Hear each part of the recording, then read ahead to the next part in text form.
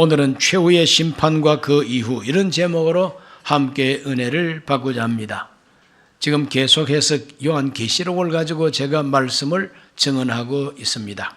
지난 주일에는 적그리스도 시대에 임하는 하나님과 어린 양의 진노에 대해서 말씀을 증언했습니다. 적그리스도 시대에 하나님의 진노가 임하면 그것이 땅에서는 재앙이 되고 환란이 되는데, 그 중에서 특별히 세 그룹, 세 종류의 큰 세력을 하나님이 심판하신다고 말씀 증언했습니다. 첫째는 큰 엄녀 심판입니다.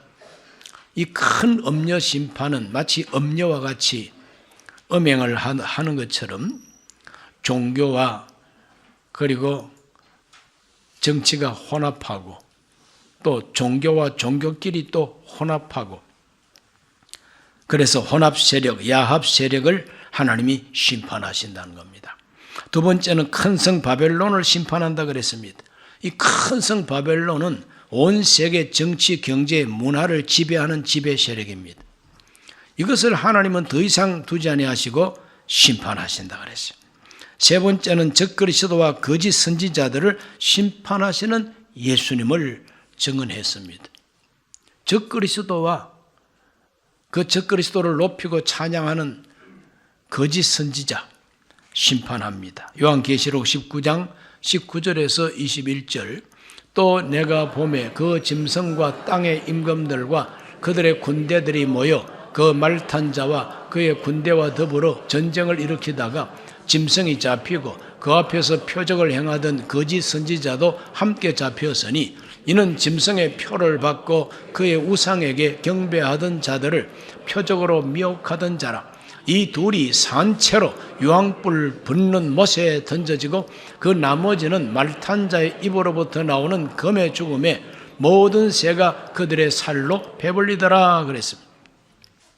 적그리스도와 그 적그리스도를 찬양하는 거짓 선지자, 그 거짓 선지자가 오늘 이 현대판 매스컴들, TV, 신문, 그리고 지식인들의 평론, 이런 것들입니다.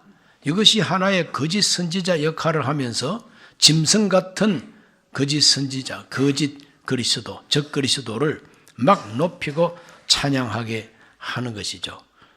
그런 모습을 지금도 우리는 대한민국에서 보고 있습니다. 하나님은 이걸 언제까지나 그냥 두지 아니하시고 하나님의 때가 딱 되니까 그들을 산채로 유황불 못에 집어 던진다고 이렇게 예언하고 있습니다. 뿐만 아니라 그들 배후에서 조종하는 마귀 세력, 그러므로 용이라고 그랬습니다. 용, 그 용은 그 본체가 바로 뱀, 사탄, 마귀라고 요한복음 20장 1절에서 말하고 있죠. 우리 예수님께서 적그리스도와 거짓 선지자는 불못에 던지고 이 마귀는 붙잡아가지고 바닥이 없는 무저갱 속으로 던져놓고 감금해버린다 그랬어요. 나오지 마. 더 이상 나라들을 미혹하지 말고 사람들을 미혹하지 말라 하고 가두어 버리는 심판을 내렸다고 20장 1절에서 3절에서 말하고 있습니다. 이와 같이 하나님은 이 세상 인류 역사를 이런 식으로 크게 심판하시고 하나님께서 새로운 세계를 열어가시는 이야기가 20장에서부터 나옵니다.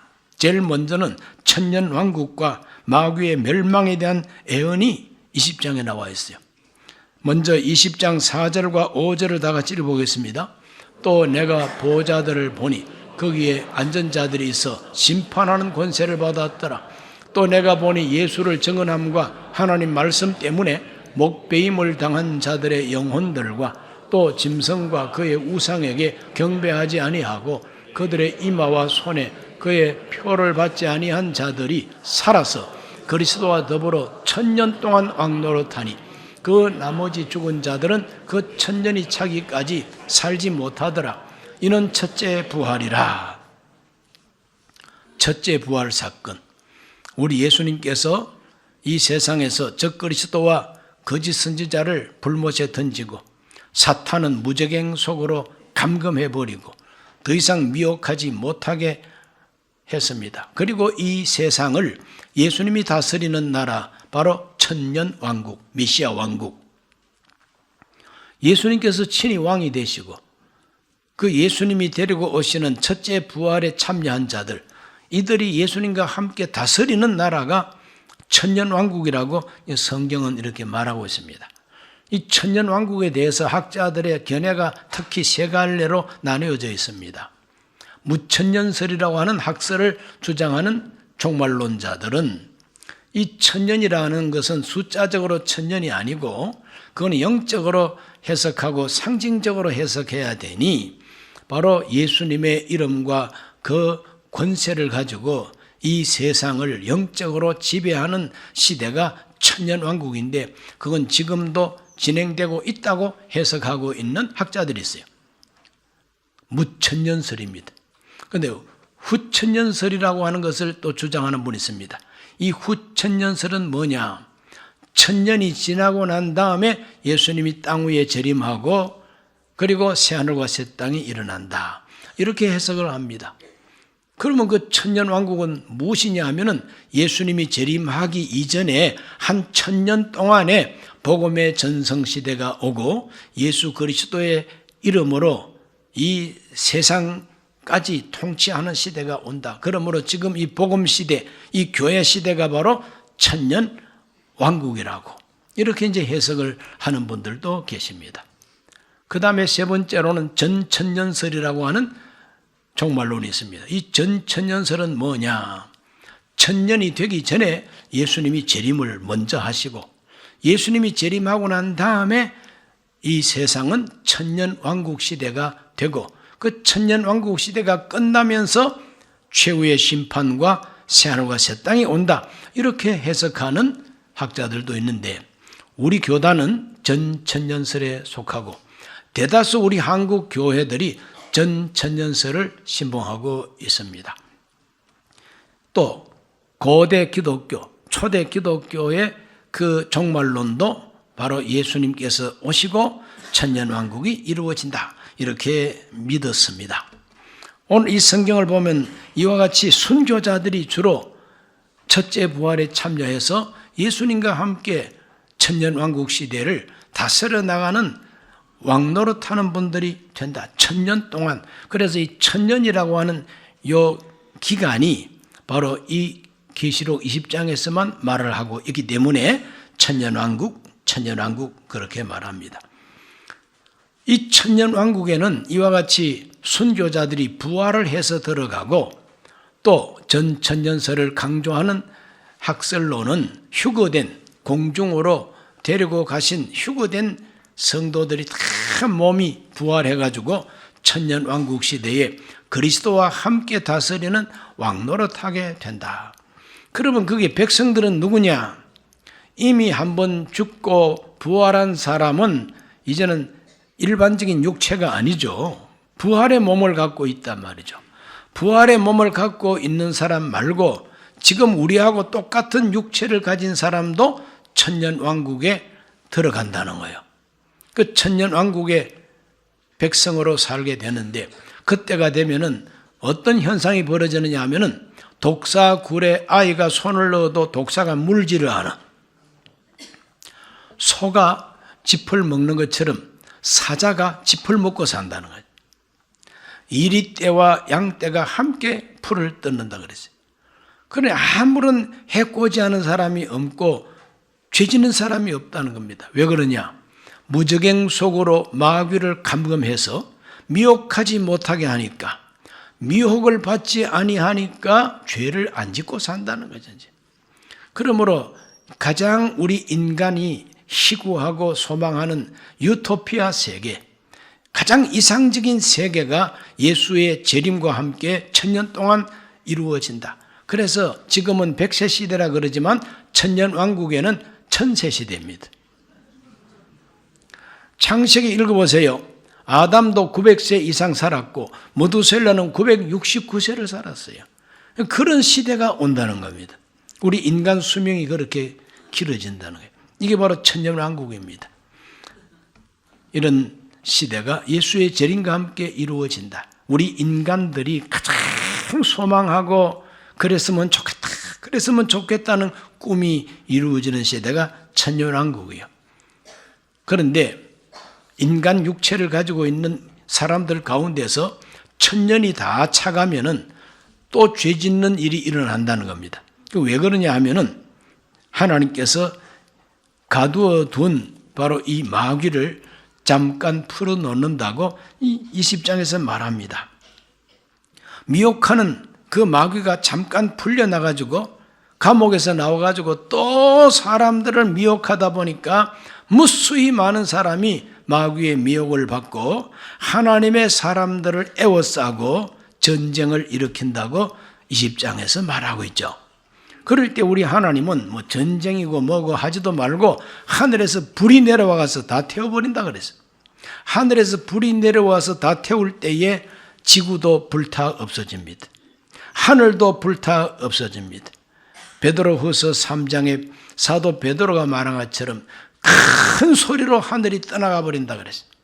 체질이 뜨거운 불에 다 풀어진다 그랬어요. 그것이 바로 천년왕국 말기에 하나님을 향해서 또 반역을 하고 일어난 이 무리들을 향한 하나님의 심판의 불입니다. 마귀를 하나님께서 멸망시킵니다.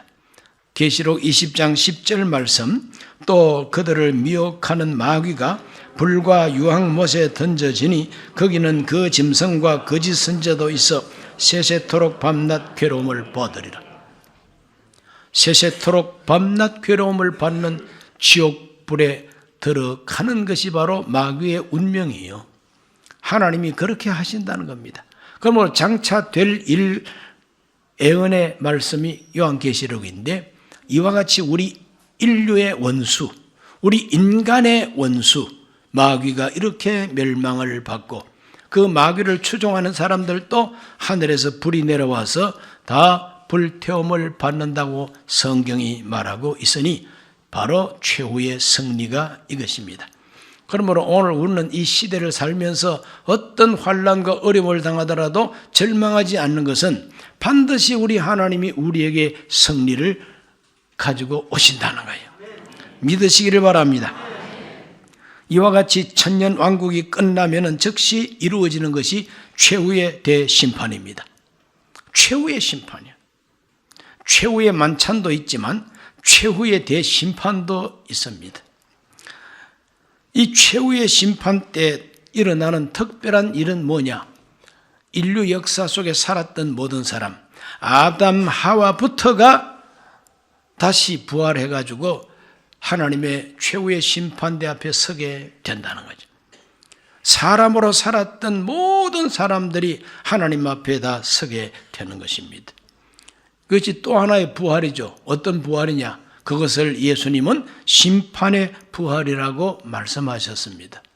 요한복음 5장 28절에서 29절을 읽습니다. 이를 놀랍게 여기지 말라. 무덤 속에 있는 자가 다 그의 음성을 들을 때가 오나니 선한 일을 행한 자는 생명의 부활로 악한 일을 행한 자는 심판의 부활로 나오리라. 심판의 부활로 나온다 그랬어요. 심판의 부활로 나온다 그랬어요. 죽은 자들이 다 살아나옵니다. 그 이야기가 요한계시록 20장 11절에서 13절에 자세히 기록되어 있습니다. 읽어봅니다. 또 내가 크고 흰 보좌와 그 위에 앉으신 이를 보니 땅과 하늘이 그 앞에서 피하여 간데 없더라. 또 내가 보니 죽은 자들이 큰 자나 작은 자나 그 보좌 앞에 서 있는데 책들이 펴 있고 또 다른 책이 펴졌으니 곧 생명책이라. 죽은 자들이 자기 행위를 따라 책들에 기록된 대로 심판을 받으니 바다가 그 가운데서 죽은 자들을 내주고 또 사망과 음부도 그 가운데서 죽은 자들을 내주매 각 사람이 자기 행위대로 심판을 받고 역사 속에 살았던 모든 사람이 부활을 해가지고 각 사람이 하나님 앞에서 심판을 받는데 그 심판의 기준이 뭐냐 하면은 자기가 행한 대로 책에 기록된 대로 심판받는다 그랬어요. 사람마다 자기가 살아가는 모든 생활에 대해서 하나님이 다 기록을 하신답니다. 그러므로 하나님 앞에서 하나님 왜 재판을 개판칩니까? 그런 식으로 말할 수가 없다는 거예요. 의로운 재판장 하나님은 하나님의 공의와 진실과 공정을 가지고 행한 대로 심판하고 책에 기록된 대로 심판하니까 누구도 거기에서 항소할 수가 없고 항의할 수가 없고 억울하다고 가슴을 칠 사람 아무도 없다는 거예요. 모두가 다 그렇습니다. 나는 죄인입니다. 하고 지옥불로 가야만 된다는 거죠. 무덤이 열리고 죽은 사람 내준다 그랬죠. 바다도 죽은 사람 내준다 그랬어요. 모든 곳에 있는 모든 사람들이 다 다시 몸을 가지고 살아납니다. 이것도 부활이죠. 일종의 부활이지만 영생 얻는 부활이 아니고 심판받는 부활이기 때문에 심판의 부활이라고 예수님께서 말씀하신 것입니다. 저와 여러분 조상들도 심판의 부활에 다 심판을 받게 되어 있습니다. 어떤 분들은 말합니다. 아주 예수 믿지 않고 교회는 안 다녔지만 훌륭한 인격자, 위대한 철학자, 종교인, 인류의 스승들이 있는데 그분들도 다 지옥 가느냐? 이런 식으로 막 따집니다. 그럴 때 분명하게 대답해야 됩니다. 지옥 간다고 내가 장담하지 않는다. 그러나 분명히 그분이 조금도 하나님 앞에서 억울하지 않도록 행한 대로 심판하고 책에 기록된 대로 심판하기 때문에 심판은 반드시 받는다. 이게 우리의 정답입니다. 괜히 뭐 지옥 간다 이렇게 단정할 필요 없잖아요. 성경대로 행한 대로 심판받습니다. 책에 기록된 대로 심판받습니다. 아무리 부처님이라도 다른 사람이 모르게 뭔가 이상한 짓 할 수도 있지 않아요? 그러니까 그건 사람은 모르지만은 하나님은 다 알고 계시니까 책에다가 다 기록해놨으니 부처님도 하나님 앞에서는 아무 군소리 잔소리 원망불평 억울하지 않습니다. 아무도 억울한 사람 없도록 하나님이 심판하실 테니까 걱정하지 말라. 이것이 저의 대답이고 성경의 대답입니다. 인정하십니까? 다른 대답이 없어요. 그런데 특별한 사람이 있습니다. 그 특별한 사람은 뭐냐? 20장 15절 말씀 읽어봅니다. 누구든지 생명책에 기록되지 못한 자는 불못에 던져지더라. 여기 생명책이 등장합니다. 생명책이 뭐냐? 영생 얻을 사람, 하나님이 하나님 나라 데려갈 사람 이름을 생명책에다가 다 기록해 두신다는 거죠. 이 생명책은 신약 시대의 성도들의 이름만 기록하는 게 아니에요. 아담 하와 이후로 전 인류 역사 속에 하나님이 천국 데려갈 사람들 생명책에 이름을 다 기록해 두는데 혹시 그 생명책에 부처님 이름이 있을 수도 있고 공자님 이름도 있을 수가 있고 우리 이순신 장군 이름도 있을 수가 있죠. 왜? 하나님이 생명책의 주인이시니까. 그러나 틀림없는 것은 행한 대로 심판하고 기록된 대로 심판하고 틀림없는 것은 그 생명책에 기록되지 못하면은 불못에 던져진다. 지옥 간다. 그래서 최고의 복이 무엇이냐? 생명책에 이름이 기록되는 겁니다. 오늘 이 자리에 모인 모든 분들은 하나님의 생명책에 여러분의 이름이 또렷하게 기록되기를 예수 이름으로 축복합니다. 너무 이름을 이렇게 바꾸고 이렇게 하지 마세요. 천사가 헷갈리면 곤란합니다. 오늘 우리 모두는 내 이름이 생명책에 기록이 되는 것, 이게 바로 구원의 확신이죠. 틀림없는 것은 이 생명책은 바로 어린 양의 생명책이라고 그랬어요. 어린 양은 예수 그리스도의 생명책이라고 그랬어요.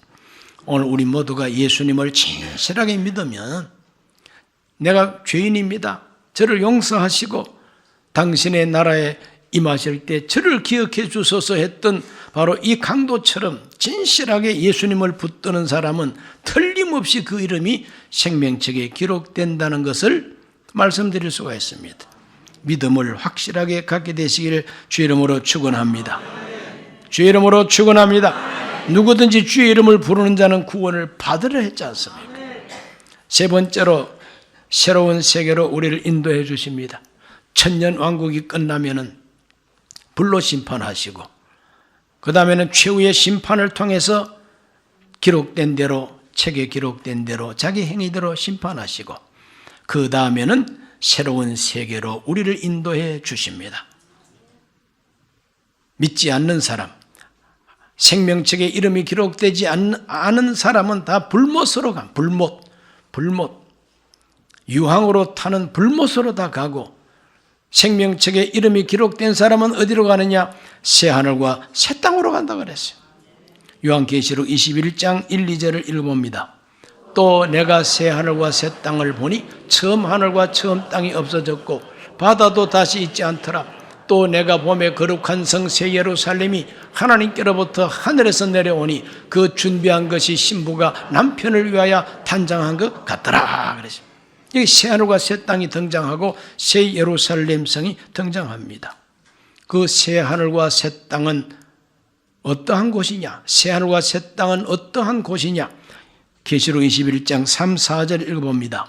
내가 들으니 보좌에서 큰 음성이 나서 이르되 보라 하나님의 장막이 사람들과 함께 있음에 하나님이 그들과 함께 계시리니 그들은 하나님의 백성이 되고 하나님은 친히 그들과 함께 계셔서 모든 눈물을 그 눈에서 닦아주시니 다시는 사망이 없고 애통하는 것이나 혹하는 것이나 아픈 것이 다시 있지 아니하리니 처음 것들이 다 지나갔음이러라.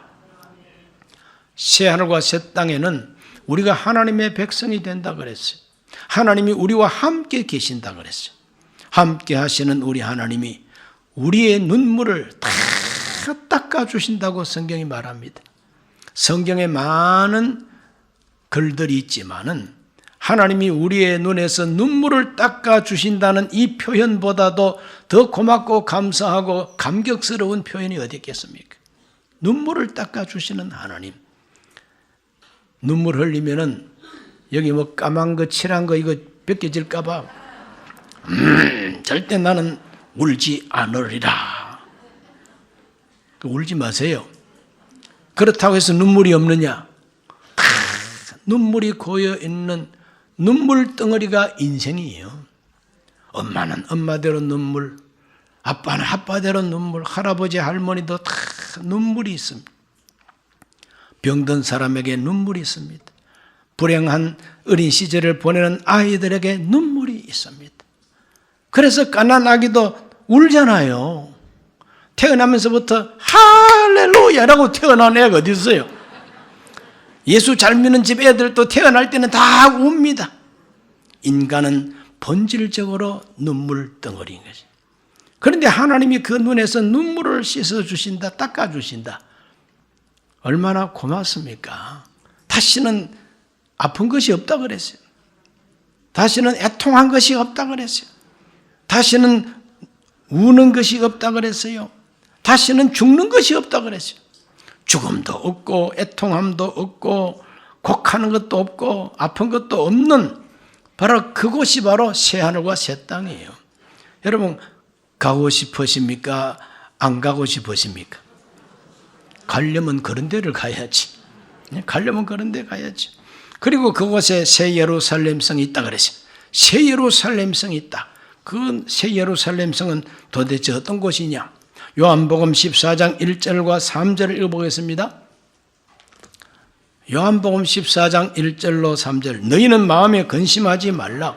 하나님을 믿으니 또 나를 믿어라. 내 아버지 집에 거할 곳이 많도다. 그렇지 않으면 너희에게 일렀으리라. 내가 너희를 위하여 거처를 예비하러 가노니 가서 너희를 위하여 거처를 예비하면 내가 다시 와서 너희를 내게로 영접하여 나 있는 곳에 너희도 있게 하리라. 예수님께서 허튼 소리 안 하십니다. 예수님께서 저와 여러분을 위해서 마련하신 거처가 바로 새 예루살렘 성이다 이 말이죠. 그 새 예루살렘 성은 보석으로 지어진 성이라고 그랬어요. 성벽이 다이아몬드, 금강석. 그 새 예루살렘 성의 그 길이 맑은 정금 유리라 했습니다. 맑은 유리, 황금 유리. 진주문 하나, 문 하나가 진주라 그랬어요. 뭐 땅 위에서 뭐 100평짜리 아파트냐 10평짜리 아파트냐 뭐 그거 우리가 도토리 기적이십니다. 우리 다음에 하나님이 예비하신 새 예루살렘 성에 가면은 보석으로 지어진 성에서 주인 노릇하고 산다는 거 믿으시기를 바랍니다. 진짜입니다. 저는 꼭 거기에 들어가고 싶습니다. 여러분도 다 예루살렘 성에서 우리 함께 만나십시다. 그래서 떡정교 사거리에서 신앙생활 했던 그 천당에서 얘기하면서 회포를 풀어 보십시다. 우리 다 함께 올라갈 수 있으시기를 바랍니다. 그 새 예루살렘 성에 누가 들어가느냐? 21장 27절을 읽어보면 무엇이든지 속된 것이나 가장한 일 또는 거짓말하는 자는 결코 그리로 들어가지 못하되 오직 어린 양의 생명책에 기록된 자들만 들어가리라. 믿습니까? 오직 어린 양의 생명책에 기록된 사람만 들어갑니다. 거기를 기록하는 주인은 하나님이시죠. 하나님이 기록합니다. 뭐 우리가 뭐 하나님 내 이름 써주세요 한다고 해서 써주는 게 아니죠. 행한 대로 갚으리라고 하나님 말씀했습니다. 회개하고 예수 그리스도를 진실하게 믿으면 틀림없습니다. 그러므로 우리 모두가 그 나라에서 함께 만날 수 있게 되시기를 예수 이름으로 축원합니다. 그 성에 들어가면 그 성 안에 뭐가 있느냐? 22장 1절과 2절을 읽습니다. 또 그가 수정같이 맑은 생명수 강을 내게 보이니 하나님과 및 어린 양의 보호자로부터 나와서 길 가운데로 흐르더라. 강 좌우에 생명나무가 있어 12가지 열매를 맺되 달마다 그 열매를 맺고 그 나무 잎사귀들은 만국을 치료하여 있더라 그랬습니다. 에덴 동산에서 상실하고 잃어버린 생명수 강, 잃어버린 생명나무, 바로 새 예루살렘 성에 있어서 마음껏 마시고 마음껏 생명나무 열매 먹을 수 있다고 말합니다. 그 안에서 어떠한 삶을 사느냐? 성 안의 삶은 22장 3절에서 5절입니다. 다시 저주가 없으며 하나님과 그 어린 양의 보호자가 그 가운데 있으리니 그의 종들이 그를 섬기며 그의 얼굴을 볼 터이요 그의 이름도 그들의 이마에 있으리라. 다시 밤이 염겠고 등불과 햇빛이 쓸데없으니 이는 주 하나님이 그들에게 빛이심이라. 그들이 세세토록 왕노릇하리로다. 새 예루살렘 성, 그 천국에서 심심해서 어떻게 살아요? 심심할 거 하나도 없습니다. 왕노릇, 세세토록 왕노릇하면서 산다는 것으로 딱 간단하게 표현하고 있어요. 우리는 하나님 나라 들어가서 마당새로 살지 않습니다. 식모로 살지 않습니다. 노비로 살지 않습니다. 왕노릇한다 그랬어요. 영광스럽습니다. 바로 그 나라에 들어가서 사는 것이 최고의 복이죠. 그럼 우리가 최고의 복 받으세요 이 말은 돈 많이 버세요 이 말은 아닙니다. 우리 이름이 생명책에 기록되고 장차 보석성에 들어가서 영생하십시오 그 말입니다. 그대로 이해하시기를 바랍니다.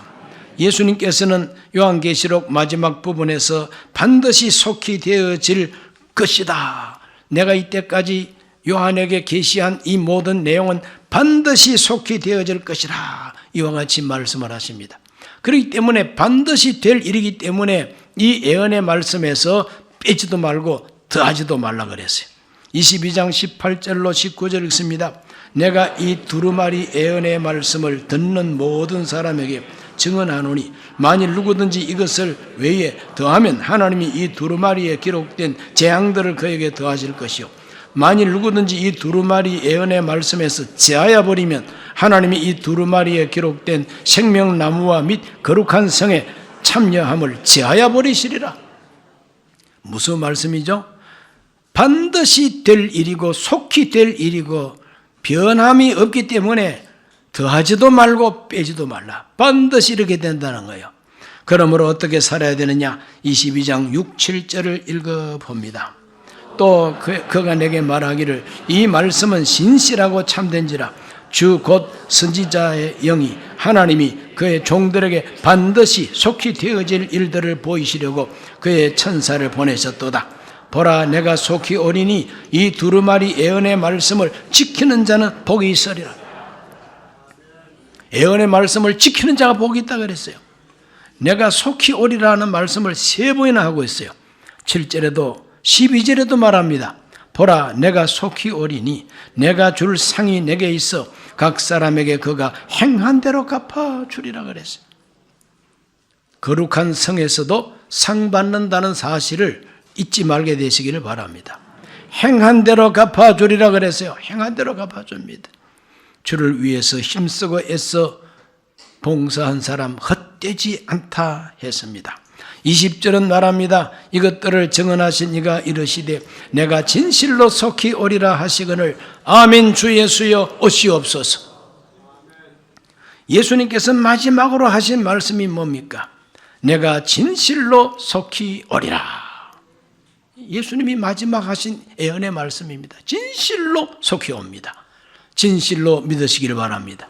진실로 믿는 사람은 모두가 다 아멘 주 예수여 오시옵소서. 주 예수여 오시옵소서 하는 이 말이 마라나타라고 표현합니다. 아람말로 마라나타입니다. 우리 모두가 아멘 하고 주 예수여 오시옵소서 이런 소망 가지고 살아가게 되시기를 예수님 이름으로 축복합니다.